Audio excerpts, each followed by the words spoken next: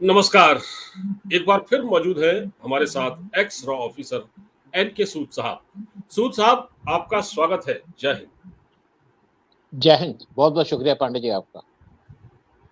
सूद साहब, 9 दिन बाद या 10 दिन बाद करीब स्वाति मालीवाल ने अपना मुंह खोला और उन्होंने देश की सबसे बड़ी समाचार एजेंसी एएनआई को एक इंटरव्यू दिया। उनकी एडिटर स्मिता प्रकाश से उन्होंने काफी लंबी बातचीत की और उस बातचीत में उन्होंने एक बात तो साफ कर दी कि जो पिटाई हुई थी वो केजरीवाल के सामने ही हुई थी। और केजरीवाल किस मुंह से न्याय की बात कर रहे हैं? वो ये कहते थे, उन्होंने स्टेटमेंट दिया कल कि मैं न्याय होते देखना चाहता हूं, मेरा बोलना ठीक नहीं है, इससे जो न्याय प्रक्रिया है वो बाधित होगी।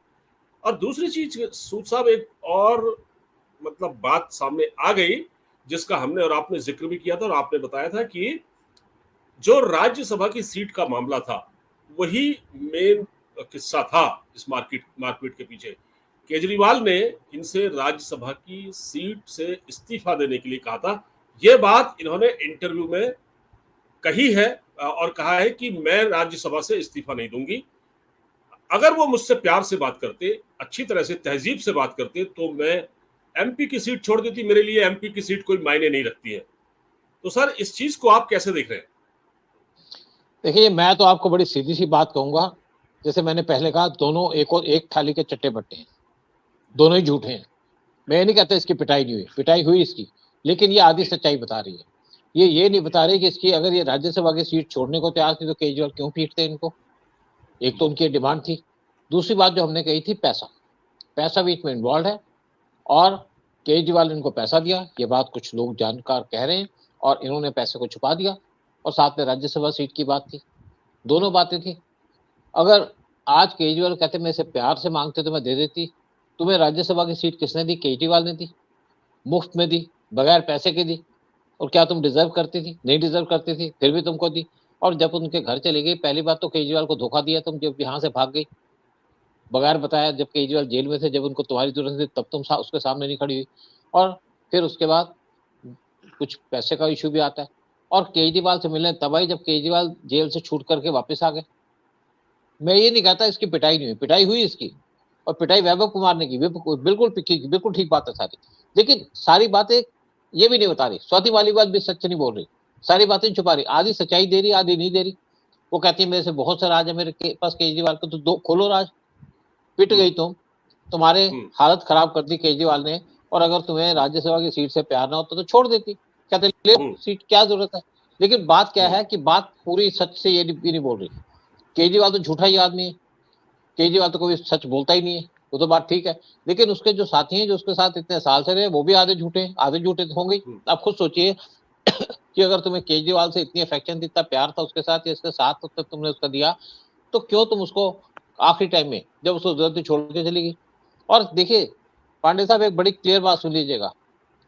केजरीवाल ने इनकी पिटाई कराई है, मैं मानता हूं, इसमें सच्चाई है, ये मैं मानता हूं। निखिल कुमार ने इनको पीटा है, वो मैं मानता हूं। लेकिन कोई रीजन तो होगा पिटाई कराने का। उन्होंने कहा भी आप राज्यसभा की सीट पहले पिटाई कर दी, फिर कहा राज्यसभा की सीट छोड़ दो, ये बात मैं मानने को तैयार नहीं। मतलब बीच में कुछ ऐसी बातें जो स्वाति मालीवाल भी खा रही है। फिर तुम्हें अगर ऐसी बात थी तो 9 दिन तक क्यों चुप रही? पहले दिन बोलती कि क्या बात है, अब भी तुम सच नहीं बोल रही, पूरी बात सच बोलो। फिर कहते हैं पॉलीग्राफ टेस्ट करा लूंगी, करा लो टेस्ट, तुम्हें कौन मना कर रहा है। लेकिन निकलेगा क्या? क्या होगा? ऐसा है, स्वाति मालीवाल केजरीवाल की, जैसे मैंने कहा कि सेम थाली के चट्टे बट्टे हैं। ये एक ही पार्टी के लोग हैं, झूठे लोग हैं, झूठी पार्टी को बिलोंग करते हैं। और दोनों में से कोई सच नहीं बोल रहा। ये आधा सच बोल रही है, केजरीवाल पूरा झूठ बोल रहे हैं। फर्क दोनों में यही है। एक एक झूठा और एक मक्कार है। दोनों मतलब एक जैसे ही है। हाँ। अच्छा, ये देखिए सर, 9-10 दिन हुए इस घटना को और मैंने कितनी समानता है। आप देखिए, 9 दिन बाद केजरीवाल एक छोटा सा सेंटेंस कह देता है कि जब सवाल पूछा जाता है तो स्वाति मालीवाल का नाम नहीं लेता और कहता है कि न्याय प्रक्रिया चल रही है, कोर्ट में मामला है, इसलिए मैं नहीं बोलूंगा। अगले दिन स्वाति मालीवाल आ जाती है इंटरव्यू देने के लिए, और वो भी एक समाचार एजेंसी को। ये उसने बड़ा अच्छा किया, समाचार एजेंसी एएनआई को उसने इंटरव्यू दिया, क्योंकि उसको पता है कि अगर मैं टेलीविजन चैनलों को इंटरव्यू देती तो वहां वो चलता नहीं, वो काट छांट के चलाया जाता, क्योंकि सबको केजरीवाल ने पैसा देके सबका मुंह बंद कर रखा है। मीडिया वही चलाता है जो केजरीवाल चाहता है। इसलिए उसने एएनआई को जी इंटरव्यू दिया, बिल्कुल। जो देश की समाचार एजेंसी, सबको मिल गया वो। लेकिन समानता कितनी है सर? लेकिन आज भी एक बात पता नहीं चल रही। देखिए कुछ तो गड़बड़ है जो आप समझ रहे हैं। ये केजरीवाल से मिलने उस वक्त पहुंची क्यों थी, ये इसने नहीं बताया। क्यों, क्या मकसद था, एम क्या था उस वक्त देख मिलने का? देखिए देखिए मेन बात ये थी कि वहां से जब केजरीवाल जेल में गए तो ये भागे, जैसे मैंने कहा कि मेरे को इस पे पूरा शक है कि पैसे लेके भाग गए। जी। और केजरीवाल देखो अब वापस आ गई तो केजरीवाल क्यों पिटाई कराएगा? कोई रीजन तो होगा, कोई आर्गुमेंट तो दे ये क्यों उसने पिटाई करा दी। और ये पूरी बात क्यों नहीं जी बता रही कि एक्चुअली क्या जी हुआ, जब केजरीवाल के घर मिलने गई तो क्या हुआ, किसने दरवाजा खोला, किसने आगे क्या बात की, वो नहीं बता रही। हम्म, ये कह रही मेरी पिटाई हो गई, बिल्कुल ठीक बात है, इसको पीटा, वैभव कुमार ने पीटा इसको, वो तो मैं बात मानता हूँ हाँ, इसकी। लेकिन ये पूरी बीच में से बातें खा रही है, कुछ आगे की हम्म, खा रही है, कुछ पीछे ही खा रही है, कुछ बीच की खा रही है। पिटाई के बाद इसने एक्सेप्ट कर ली, बाकी को बात एक्सेप्ट नहीं कर रही। फिर कहती है मैं हम्म, राज्यसभा की सीट देने को तैयार, तो दे दो। तुम राज्यसभा की सीट अगर केजरीवाल को दे दोगे तो केजरीवाल खुश हो जाएगा, क्योंकि उसका जो हम्म, उधार है वो चुक जाएगा, हम्म, एक लफड़ा तो खत्म होगा। लेकिन दूसरी बात क्या है, देखिए हर एक जब कोई क्राइम होता है उसका रीजन होता है। जैसे आप देखते हैं किसी घर में चोरी होती है तो उसके घर में सोना उठा के ले जाते हैं, चोरी का पर्पज है। अगर कोई चोरी नहीं होती तो कोई और पर्पज होता है, कोई पेपर उठा के ले जाते हैं, नहीं तो किसी को नुकसान पहुंचाने की बात करते हैं। देखिए जैसे पाकिस्तान के अंदर टेररिस्ट मारे जा रहे हैं, वहां पे लोग आते हैं उनको गोली मार के चले जाते हैं, ना कुछ चोरी करते हैं ना कुछ करते हैं। तो पाकिस्तान कहता है कि ये टारगेट किलिंग है, मतलब कोई फॉरेन एजेंसी करा रही है, टारगेट किलिंग करा रही है इनकी, क्योंकि उनका चोरी का पर्पज नहीं है, मारने का पर्पज है, और वो किसी का पता नहीं चलता क्योंकि इनसे किसी की दुश्मनी, पर्सनल दुश्मनी तो है नहीं। तो इसी तरीके से जो स्वाति मालीवाल है वो सच नहीं बता रही कि एक्चुअली सच्चाई क्या है, आधी बातें खा रही है। फिर मैंने जैसे कहा कि झूठी पार्टी को बिलोंग करती है, झूठे आदमी के साथ रही है इतने साल, तो सब चीज तो बताएंगे नहीं। थोड़ी बात इसलिए बता रही कि इसकी मजबूरी है कि पिट गई वहां पे। तो मैं बेइज्जती कि ज्यादा हो जो गई। देखिए बेइज्जती दोनों की हो गई, लेकिन इन लोगों को हम्म, फर्क नहीं पड़ता, ना केजरीवाल को फर्क पड़ता है ना स्वाति मालीवाल को फर्क पड़ता है। केजरीवाल क्या फर्क पड़ता है? अब एक दिन उसने पिटाई करा दी, नेक्स्ट डे उसने कोई और ड्रामा कर दिया, तीसरी बार कोई और स्टेटमेंट दे दी, उसके बाद चौथे दिन अपने पेरेंट्स को लेकर खड़ा हो गया रास्ते में। ये बदतमीज आदमी है, बेशरम आदमी है, इनको कोई चीजों से लेना मत देना नहीं है, ये सिर्फ एक ड्रामा करने के काबिल है। मैं केजरीवाल की बात कर रहा हूँ, स्वाति मालीवाल की बात कर रहा हूँ, ये सिर्फ ड्रामा कर सकते हैं, और ड्रामे में एक्सपर्ट है सारे के सारे आम आदमी पार्टी के लोग। आप देखिए आतिशी मरलीना को देख लीजिएगा, वो भी ड्रामेबाज है। और ये सोचते हैं कि हमने एक टीवी में इंटरव्यू दे दी, हमने एक पब्लिक के सामने बात कर दी, तो हम बड़े अच्छे हैं, हमारी बातें सब मान गए। एक्चुअली केजरीवाल के सपोर्टर हैं कुछ सपोर्टर, वो हैं जो जिनको फ्री भी मिली है, जिनको पानी फ्री मिला, जिनको बिजली फ्री मिली, लेकिन वो केजरीवाल के साथ खड़े नहीं होते। खा लिया, जेब भर ली, चले गए। और सर देखिए कल एक बड़ी मजे की बात है, कोई मुझसे कल मेरी किसी से फोन पर बात हो रही थी, तो उसने मुझे ये बताया, देखिए कितने मजे की बात है, ये स्वाति मालीवाल खुद को जो है वो एक्टिविस्ट बताती है, और जैसे महिला आयोग की चेयरमैन रही, और इसने ये, जब आपको याद होगा जब रेसलर्स का प्रोटेस्ट चल रहा था दिल्ली में, आंदोलन पहलवानों का, तो महिला पहलवानों को बचाने के लिए उनके समर्थन में ये पता नहीं वहां क्या क्या नारेबाजी कर रही थी, उनके साथ खड़ी हो गई थी। लेकिन मजे की बात देखिए, वो जो महिला पहलवान पीड़ित थी, जिसमें एक विनेश फोगाट भी थी, एक और थी, कोई उसका नाम मैं भूल रहा हूं, इनमें से किसी ने भी स्वाति मालीवाल के समर्थन में आज तक, इस घटना के 9-10 दिन बाद तक, एक भी शब्द नहीं कहा। वो भी इसको समझ चुकी हैं कि ये जो फ्रॉड है सारे के सब। हाँ बिल्कुल है, देखिए सारे फ्रॉड है। मैं केजरीवाल को जी फ्रॉड नहीं कहता, स्वाति मालीवाल को फ्रॉड कहता हूँ। और आप जी देखिए जितने भी यहाँ पे लोग हैं, जैसे मैंने कहा अली बाबा और 40 चोर, जी। अली बाबा जेल में चले गए, कुछ चोर हम्म, जेल में चले गए, बाकी जेल में जाएंगे, तो सारे के सारे वही हैं, उसी कैटेगरी को बिलोंग करते हैं। और स्वाति मालीवाल इतनी शरीफ होती, इतनी ईमानदार होती, तो आप सोचिए कि क्यों गलत तरीके से रिक्रूटमेंट करती। दिल्ली के जो इसके पास कंट्रोल था, दिल्ली वुमेन सेल का, जी जी वो। 223 लोगों से रिक्रूटमेंट की। ये देखिए हाँ, कोई भी आदमी इसमें सच्चा नहीं। फिर आपको आपको केजरीवाल का एहसान मानना चाहिए कि केजरीवाल जी ने आपको एमपी बना दिया, केजरीवाल ने आपको इतना ओहदा दिला दिया, फिर कहती मैं ओहदे की भूखी नहीं हूँ। अरे ओहदे की भूखी तो ओहदा क्यों लिया? क्या कर रही थी? हाँ, क्या आपने कोई देश के लिए काम किया? जो भी काम कर रही थी रह करके बीजेपी को टारगेट कर रही थी, गलत तरीके के लोगों को सपोर्ट कर रही थी, और यही काम कर रही थी ये। और आज पिट गई तो बड़ी ईमानदार हो गई। देखिए ये लोग जो हैं ये धोखेबाज लोग हैं, मैं इनको किसी तरीके से नहीं मानता कि ये सच्चाई वाले लोग हैं। ये सच्ची बात बोलेंगे तो सच्ची बात है तो पूरी बोलो कि क्यों उससे हम्म, घर में मिलने गई, क्या काम था हम्म, तुमसे केजरीवाल को मिलने का, क्या तुमने रिक्वेस्ट की इससे, और क्यों वैभव हम्म, कुमार ने तुम्हारे पे हाथ उठा दिया।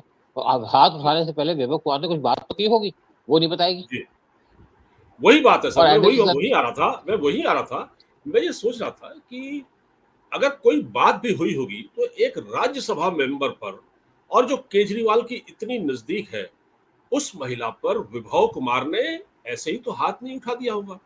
मतलब कुछ तो रहा होगा, और उसने क्यों मारा, ऐसी क्या नौबत आई, ये तो बताए वो, इसने या क्या देखिए उसको गाली दी या क्या किया। पहली बात तो देखिए, पहली बात तो केजरीवाल से परेशान था, किसने केजरीवाल को सपोर्ट नहीं किया। लेकिन उसके साथ साथ कुछ और रीजन भी थे। राज्यसभा की सीट का भी इश्यू भी हो सकता है, लेकिन वो बात भी मेन वो नहीं तो थी। भाई, मेन बात वो कुछ तो और भाई है। सर। क्या हो सकता है, कुछ जी, पैसे का इशू हो, कुछ और इश्यूज हो। जब केजरीवाल के इतना क्लोज था, दोनों साथ रहे, दोनों इकट्ठा काम किया, दोनों एक दूसरे के साथ बड़े क्लोजली रहते थे, और दोनों की बड़ी इंटीमेसी थी, दोनों के स्पेशल रिलेशन थे, तो क्यों पिटाई की? क्या केजरीवाल को शक था कि किसी और के साथ जाने लग गई? ऐसी बात भी नहीं है, ऐसा कोई इशू भी सामने नहीं आया। तो क्या रीजन था? रीजन कुछ और है जो दोनों बता नहीं रहे। ना केजरीवाल बता रहा, केजरीवाल तो बताएगा नहीं, केजरीवाल तो सच बड़ा शातिर आदमी है, वो इश्यूज को पलटने में माहिर है। कभी अपने पेरेंट्स को लेके आ जाता, कभी कुछ आ जाता, सिंपैथी लेता है लोगों की। पहले खांसता रहता था, उसके बाद ये इसने गंदे गंदे कपड़े पहन के घूमना शुरू कर दिया, चप्पल पहन के घूमना शुरू कर दिया, प्रेसिडेंट हाउस में चला जाता चप्पल पहन के, इंडिया की इंसल्ट कराता था एक चीफ मिनिस्टर होने के बाद। और उसके बाद पीएम मोदी से जब मीटिंग होती तब भी अलग अलग तरीके के बर्ताव करता था, जिससे पीएम मोदी को डिस्टर्ब किया जाए।